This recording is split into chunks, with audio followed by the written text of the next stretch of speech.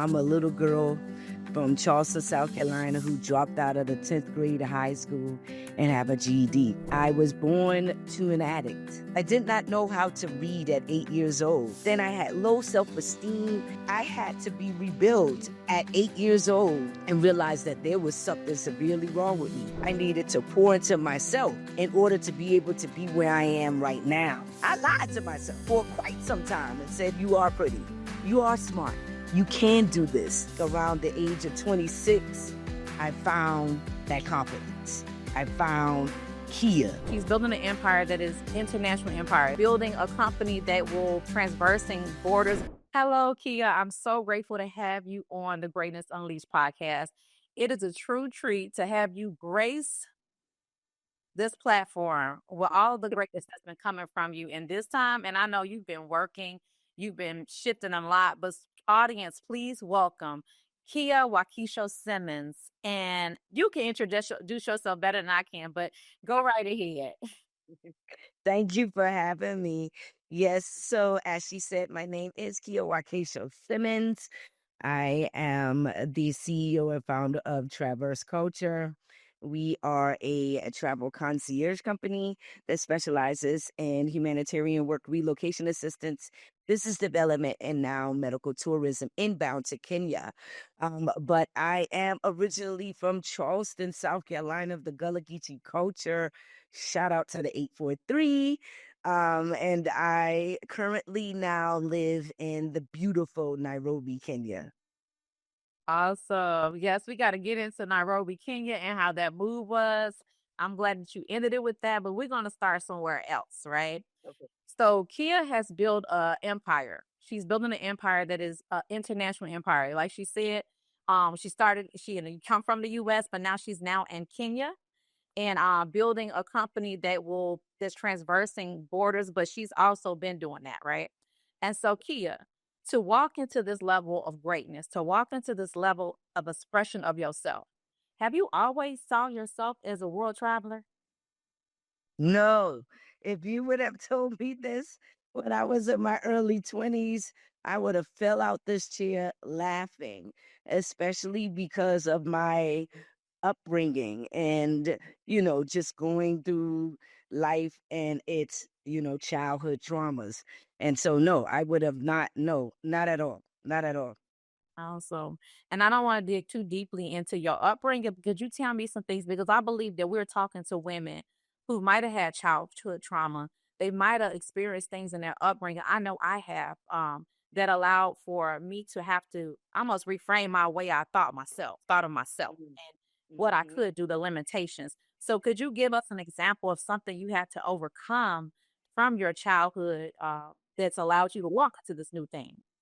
Absolutely. So I always start off my story with I'm a little girl from Charleston, South Carolina, who dropped out of the 10th grade of high school and have a GED.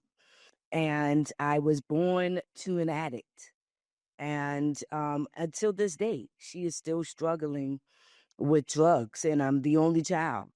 And so you can imagine, being born to an addict who has struggled with that disease and not really knowing how to navigate being a mother and and not knowing how to raise me or even treat me right.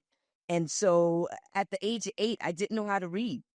I did not know how to read at 8 years old because we were being neglected. I have 2 other cousins who grew up with me who became my sisters when I was 7 years old. But yeah, at the age of 8, I couldn't read or write. And I had to be rebuilt at 8 years old to find the confidence to learn how to read, write. But then I had low self-esteem. I didn't think I was pretty because I heard it directly from the person that gave birth to me. I come from a great family. Shout out to my family. Middle class blacks from the South who love on each other and help each other, but they didn't know that she was struggling. Um, you know, and so being able to make it to my young adult years and realize that there was something severely wrong with me and I needed to pour into myself in order to be able to be where I am right now. And so I had to fake it until I make it. I lied to myself for quite some time and said, "You are pretty, you are smart, you can do this." And as I started building myself up, I think around the age of 26, I found that confidence. I found Kia, and merging the little girl Kia and the adult Kia has been a lifelong journey. Even now in my 40s, I find myself having to reparent the little girl Kia. But, you know, thank God that the little girl Kia and the adult Kia is now on the same page. Oh, glory to God. That was whew, that was I felt that, Kia. Like, Yeah. and I love that you gave the women and myself action points, like action steps. You had to talk this girl into existence because you said you Mhm, lied to yourself for a long time. So it mhm. wasn't something you was believing at first. You Correct. was saying it. It was the affirmations. It was the ability to see past what was in front of you Yes. that allowed you to become. And so praise God for a village because Yeah. in that it seems like you had people around you that can still, nurture those parts of you, although your mom was suffering at that time. You still had something, and that's it's so important for a village. I also took that away from it too. That a village being present, speaking into yourself, and actually becoming the woman that you're speaking about. Yes. Because she wasn't there initially. It was like the little girl Kia, right? Correct. And so thank you for sharing that. Listen, that is those affirmations that we see people always doing. It actually is something that works. You begin to believe what is said in the affirmation. Yes. Oh, I like to affirm from scriptures too. Like I go to some script, like, wait a minute, this is who I am. And so Mhm, I love that. So when you walked into 26, right, and you're like, you know what, this is Kia. I'm Kia, mhm. right? At what point did you feel like there was something great bubbling up within you? And then how did you handle that? Like, you know how you have the desire to do something big, but then fear comes in? Even if you find yourself, now you got to find a version of yourself that ain't scared. Yeah. Yeah. I think I always say that my son is my messiah loosely. He saved me. And being able to look into his eyes and say that I'm not going to do the same thing that was done to me and actually do that was the first greatness. But then also being able to, get my GED and join the military. And so by the time I was 26, I was in the military and I was in Korea, I believe. I may have been 25 or 26. And I was in Korea. And that was the first country that I had been, visited as an adult outside the US. And it just opened my eyes up to the world. And I'm like, wait a minute, we can travel the world and actually interact with other cultures and really engage in a way that you're not often taught, especially being from the South, you know what I mean, Charleston, South Carolina at that. So for me, I started to feel the greatness there when it came to travel. And then so I took the opportunity while I was in Korea to go to Japan, to go to China.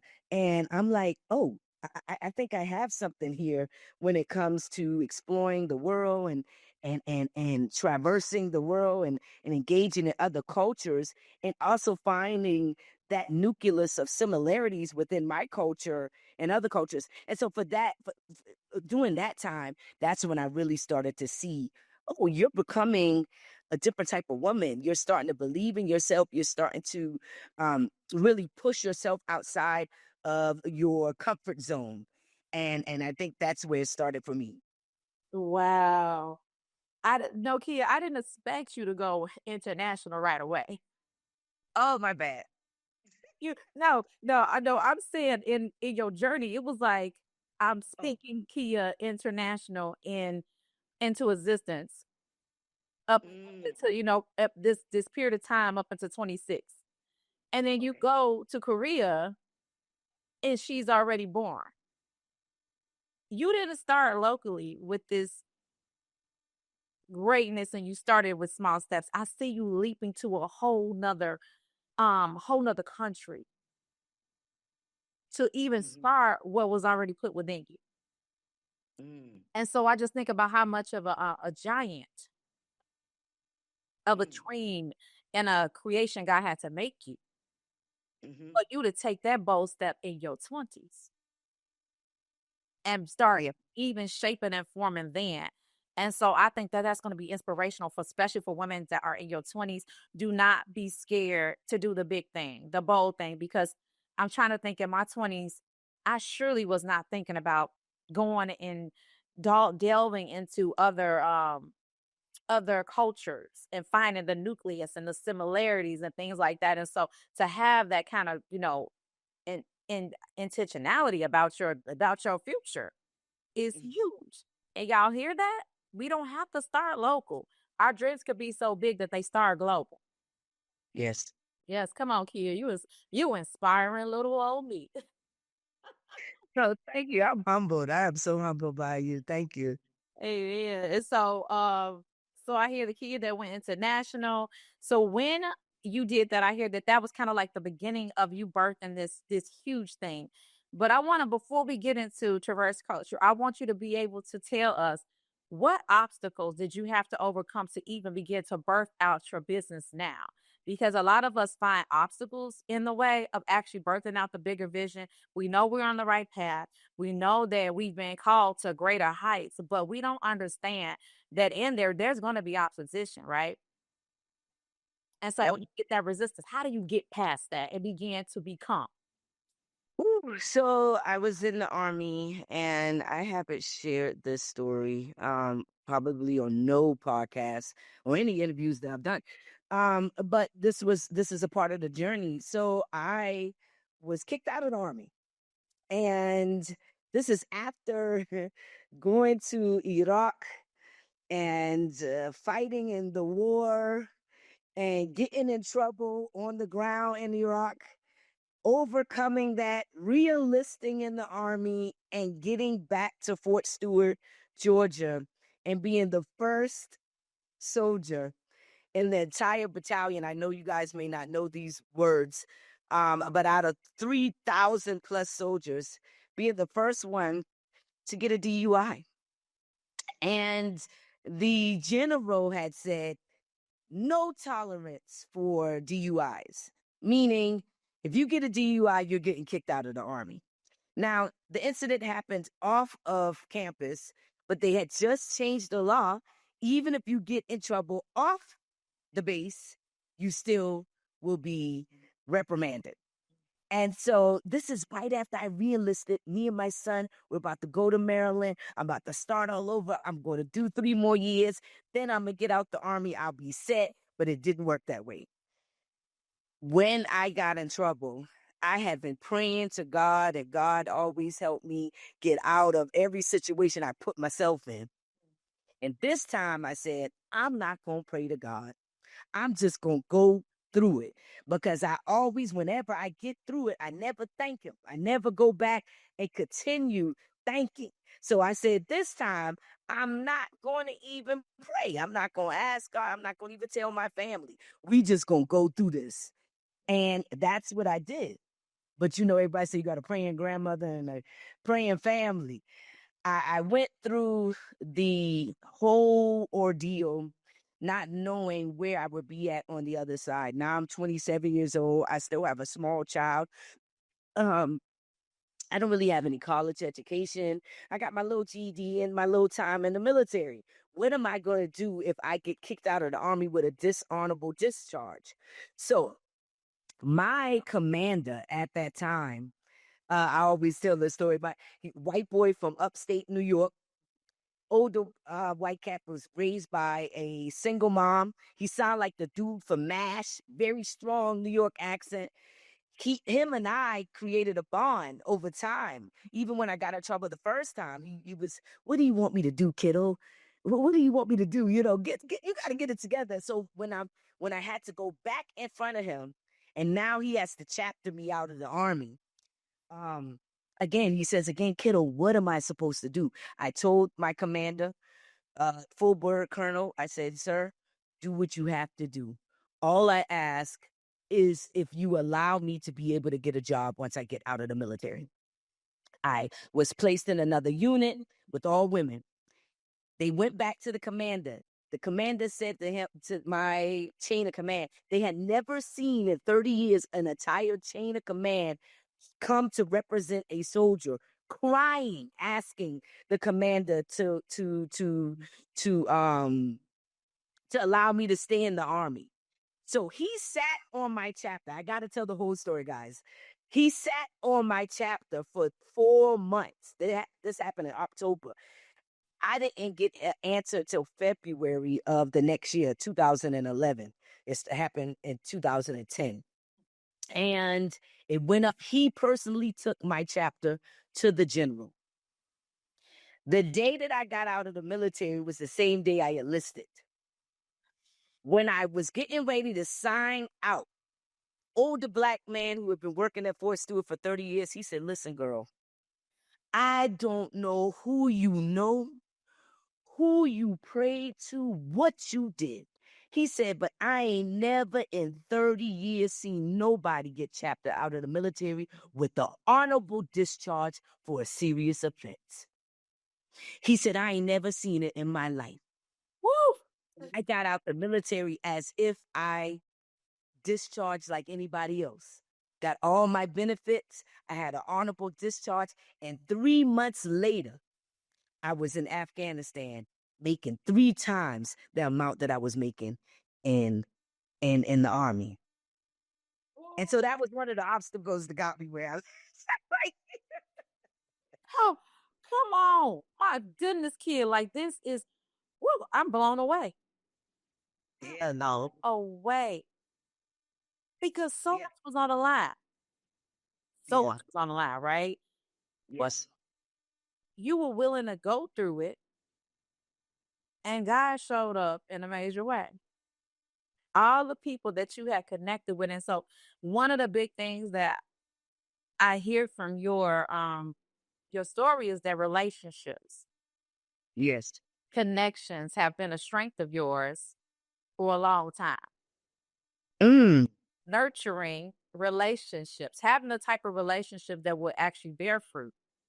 Because Wow. we are being inside the position to have a person that will vouch for us or that will go to bat for us and then have some power of authority, right?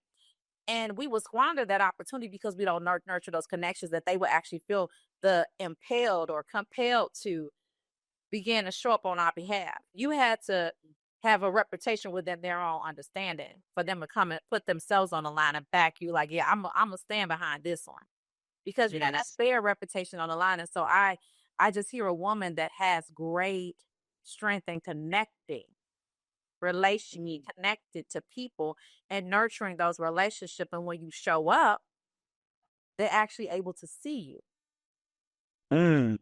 right? And so if we don't learn nothing from that story regarding the obstacles that you had to overcome to even continue to get to be at this point in life, we have to learn that our connections are important and that even when we can't speak for ourselves, there is somebody that can speak for us, right? If we build those and nurture those kind of connections. And not only that, you weren't defeated. You weren't, Mm. it was almost like, you know what? I'm gonna keep my head high. Like you said, I'll go back and say thanks. And I love how the story even ended with the man. So I don't know who you know. Yes. I don't know who you pray to, but I ain't never. And I mean the way that just ended, that was all favor. Like, Mm-hmm. Mm-hmm. and so leaning into the understanding that you could be so favored by God that people will show up for you and he will show up for you. And things that are impossible become possible. Mm-hmm. And so, like, thank you once again. All these gems, y'all better be taking these gems, putting them inside the purse, in that pocketbook, so you can pull those things out when it's your time, when you're walking into that new thing that the vision that God has given you. to carrying out in this earth to be walking greatness because it's not easy. That was a huge obstacle.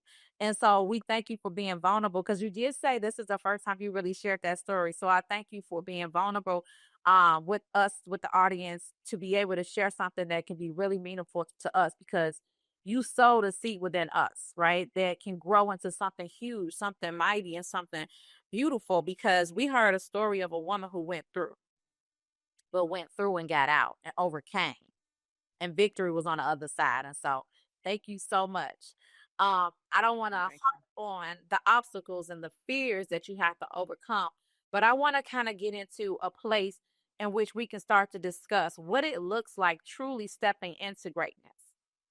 Um, and when I say greatness, it's greatness to me. And this is how it is defined in context of what we're doing right now is that greatness is anything that you've been created to do. If you were created to be a mother, a stay-at-home mom, and you were supposed to raise them children up so that they can walk out and be presidents, entrepreneur, whatever it is, and you did your job, that is greatness. Whatever you were created to do, you are walking in the footsteps of greatness because you are in purpose. You are opening doors for other women, other men. You are drawing people from one nation to a whole nother nation for opportunity. This is greatness in action, right? And so to take those kind of steps, you have to become a certain type of woman. And so what did it look like for Kea to begin to walk into this level of greatness in her life? Mm. Rebuilding myself, unlearning untruths about myself, removing the veil, the persona that you create through trauma, being brutally honest with myself. And when I tap into my bad behaviors to defend myself or protect myself, being able to have and hold accountability for Kea in my truth, in my ugliness, being able to really look at Kea and say, hey, yo, you got some like my aunt who's saved, sanctified, Holy Ghost filled, some shiggity about you. And you need to work on that, Miss Lady. And you ain't the victim. No, no, no, you ain't the victim. In fact, you are an accomplice to your demise. And you need to be able to hold you accountable because you can't hold the other person accountable. You can't control what the other person will do. But what you can do is control what you have contribute and how you will react to any situation that you find yourself into. And so one of those, I think the last 2.5, 3 years has been the hardest for me in my adult life. One, being an entrepreneur is not easy at all. It's oh my God, it's one of the hardest things you could do. Forget about it. But then also going through a bad business breakup with a friend and then transitioning in life and losing friends and certain things are coming up that you've suppressed your entire life that you refuse to deal with all at the same time and having to sit down and say, okay, God. So what we doing right now? What we doing? Cause you taking me through it, you know. And it's like, no, I ain't taking you through it. You taking yourself through it. One, you ain't listening. You fighting a battle. I told you to sit down and be quiet. But you fighting for something you ain't even supposed to be fighting in. Because guess what? The blessing is in the new. The blessing is in the new. So no. I'm not doing that to you. You was fighting yourself. It had nothing to do with Shorty. Y'all, I'm authentic, so let me just be me. Walk out of you better. It had nothing to do with Shorty. It had nothing to do with him. It had nothing to do with her. The bigger lesson was for you, ma'am. It was for you. And so I'm telling you, man, the last 3.5 years have really taught me to to listen, because you talk too much. Talk too much. Just listen. Be quiet. Hush. Maybe if you shut your mouth, you'll hear what you need to hear. Just be quiet. Wow. Then when you be quiet, then listen. Listen without rebuttal. How about try that? Just listen. You'll get your answer because the answer was already there, but you won't listen it. You were talking. You think you know everything. You don't. So, those some of the things that Kea had to learn over, the last, like I said, the last 3.5 years to get me to where I'm at right now. Wow. Kid, come on now. I said if she don't get on about my life, Hey, we all got it. We all got to go through it. yes, the process of becoming looks like a process of revealing, Mm-hmm. right? Like you get undone. All the false beliefs, all the things you've allowed for yourself to accept, and continue to perpetuate.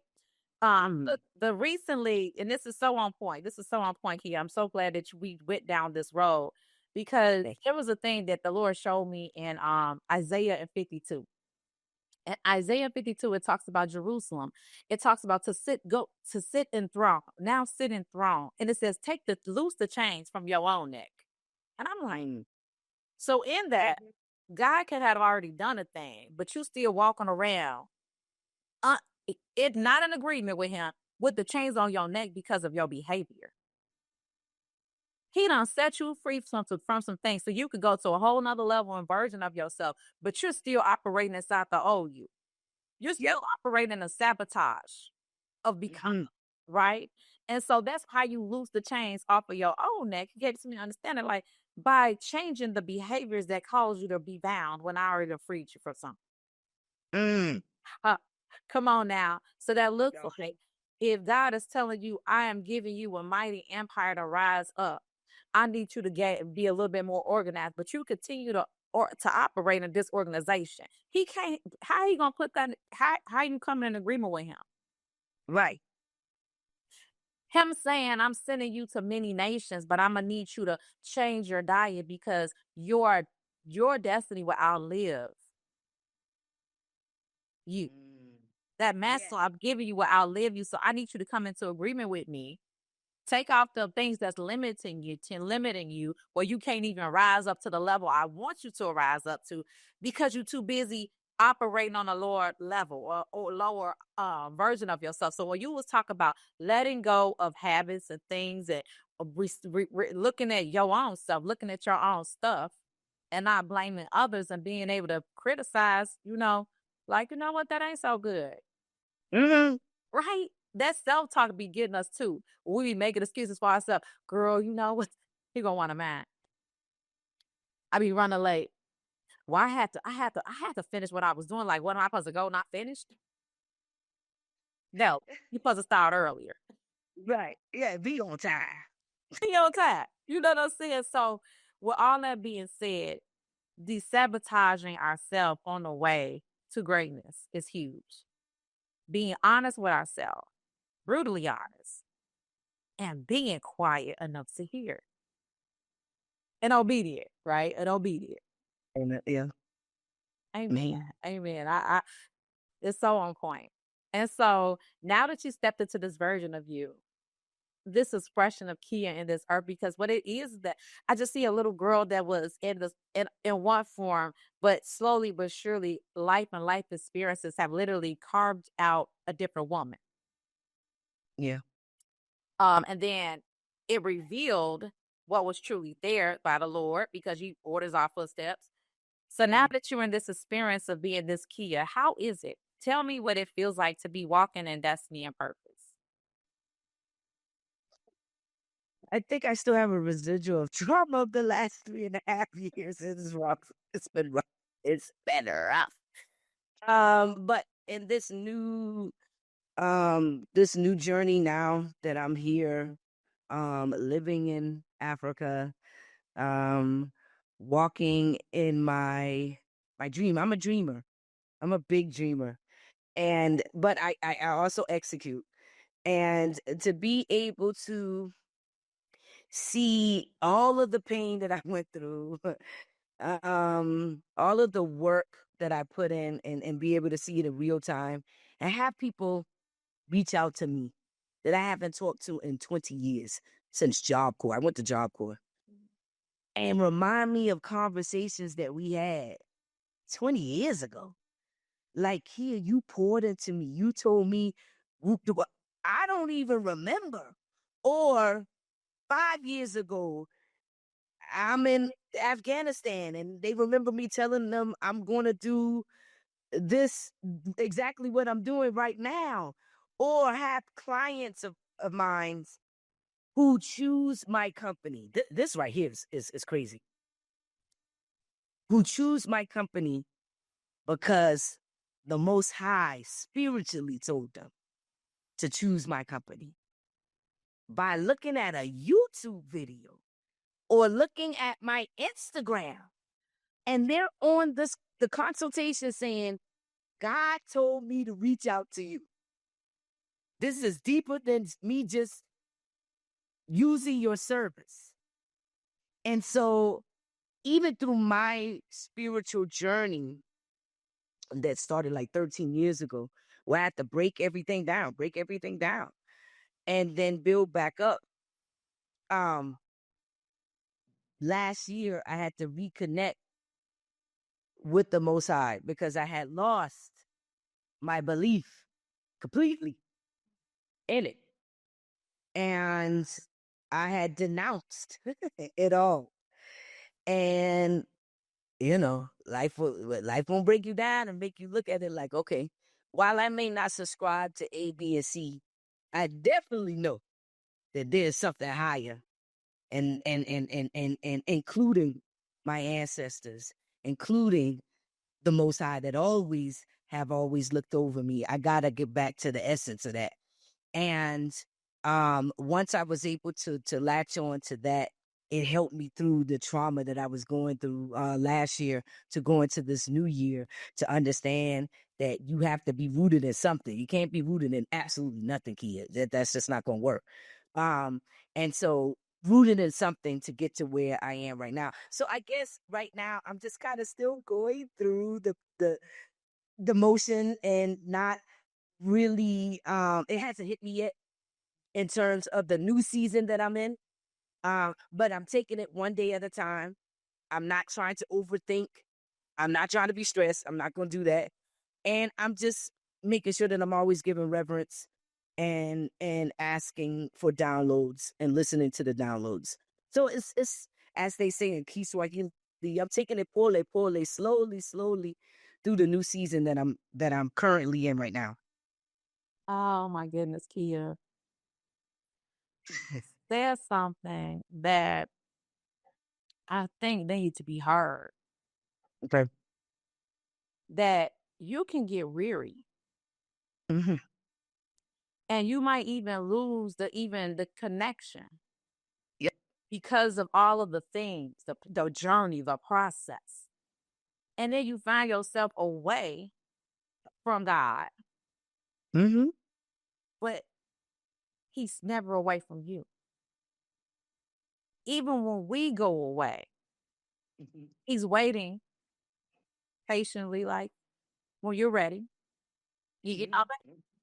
Right. Like you said, being rooted. You have to be rooted. I talk about how to truly be expressed in the fullness of who we are, as women, as entrepreneurs, as leaders. There is a place where you can find stability. It's like building your house on solid foundation. So everything that we build, we have to have a root for it. Because as soon as it starts blowing, we're tossed all around. So when we're rooted in our identity, which is given to us through Christ, God created us, molded us, shaped us, formed us So how do we know how to put our puzzles together Mm. without him making the picture clear? If you had 1,000 puzzle pieces spread out on a table with no direction, no guide, you don't have, you know how we get a puzzle, you see the picture that you're creating. Mhm. Our lives are like 1,000 puzzle pieces spread about the table. We don't know what we're creating as we plug these pieces in, but the person that designed the puzzle does. Oui. And so as we listen, he begins to tell us that piece go there. Oh, you got to put that piece in later because if you put that piece in now, you're going to be missing this piece. And even being in his timing and Mm. alignment with him allows for us to see the bigger picture. That's what they Mhm. get clearer. And so receiving downloads from the Lord to show us how to do things and where I'm supposed to go, even if I got here and I felt like it was by happenstance, because technically I made it here and I wasn't necessarily heavy on the Bible. I wasn't necessarily heavy on the word or even inside script, trying to get in your presence. Somehow I landed here. Yeah. It Yeah. happens to align with what you're leading me to do now. How did that happen? Mm. It's that greater purpose. It's that greater call that just because you gave up, just because I gave up, he never gave up. And what he envisioned for us. That's just like our natural fathers or, whatever. Mhm. Just because we go off and do a whole bunch of things, they never say, oh, that's that person forever. They're always Mhm. hoping and praying and wishing for us to see the greatest form and version of life that we can live. And so I am so grateful you shared that because this journey is ugly. Sometimes it ain't always sparkling, dazzling. Mm. No, purpose, purpose and greatness and intentionality about becoming sometimes stretches you, but in that stretch, you're becoming. And so I thank you for sharing all that you have shared today. Um, I feel like this is something that we'll be able to eat off of for a while and really be able to reflect on what it looks like to truly become the woman that we are created to be. Not just for this moment in time, but for the decades that precede us and generations to that precede us, because the woman that we are today shift the trajectory of our descendants, period. And so what am I creating? What nation am I creating right now? Like Abraham was the father of many nations. What nation am I creating right now within me? Because my descendants and descendants and descendants and descendants are going to eat off this version of me. And all those that I touch will eat off this version of me. Those people Mhm. that ain't even related to me that I'm allowed to influence in any kind of way. Mhm. And so Mhm. thank you so much for being a vessel. I want to ask you if there is anything that you have going on that you want to let us know about, even let us know how we can reach you so that people can tap into what you're doing and follow your journey. Um, I'm going to just put this out here. She recently moved to Kenya, relocated, picked up once again with her courageous self and Mhm. moved over to Kenya. And she's been taking her audience on a journey with her. And so I want Mhm. you guys to journey with Kia. I want you guys to begin to see what it looks like walking in boldness and not knowing everything that's ahead of you, right? But you're doing it. So go ahead, share for us. Yeah, so like she said, I sold everything, liquidated everything, sold my house, packed it up, everything, and moved here. Although this has been a 13-year journey to get here to Kenya, I'm grateful and humbled by the opportunity to be able to live out my dream and my passion. It is my passion, but I also see that this is bigger than me. It's bigger than me, as you said before. It will outlive me. This ain't got nothing to do with me. So now I am just standing on the shoulders of my ancestors and adding to those pieces of the puzzle that was already laid out for me. And so, yeah, follow my journey on Traverse Culture That's Traverze. You know, black people got to be different and put that Z instead of the S. Culture. You can find us on all social media platforms: IG, TikTok, YouTube. We do have a YouTube channel, a growing YouTube channel, where you can see long, extended videos of not just my journey, but our clients' journeys that are, traveling with us to the continent and relocating to the continent through us, and even investing. And so, if you want to join us, we do have an initiative that we just launched, the Journey Back to Eden initiative, where we are calling 200 descendants of Africa to Kenya this December to fellowship, to network in relationship building. And you said something when you said one of the themes of my life has been relationship building. I didn't realize that until you just said that. And so the coreness of this initiative is relationship building between ourselves as the diaspora or descendants of Africa and our Kenyan counterparts. And what I seen happen in Ghana for the year of return is, I think that the idea came out of pureness.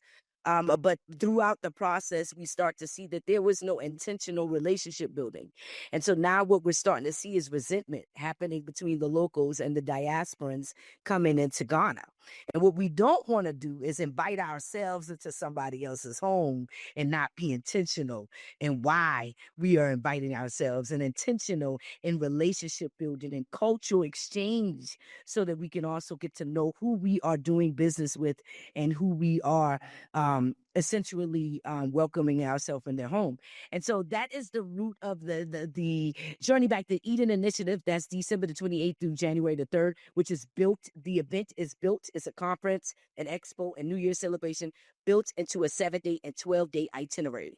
So you're not going to fly all the way over here just to come see people talk about business and have a good time and exchange culture and celebrate with each other. But you're also going to see what we're going to be discussing in the conference in real time through the itinerary, and experiencing the culture and the people. So yeah, y'all join us. That is amazing. Y'all heard it here first. Could you give your handles, Kea?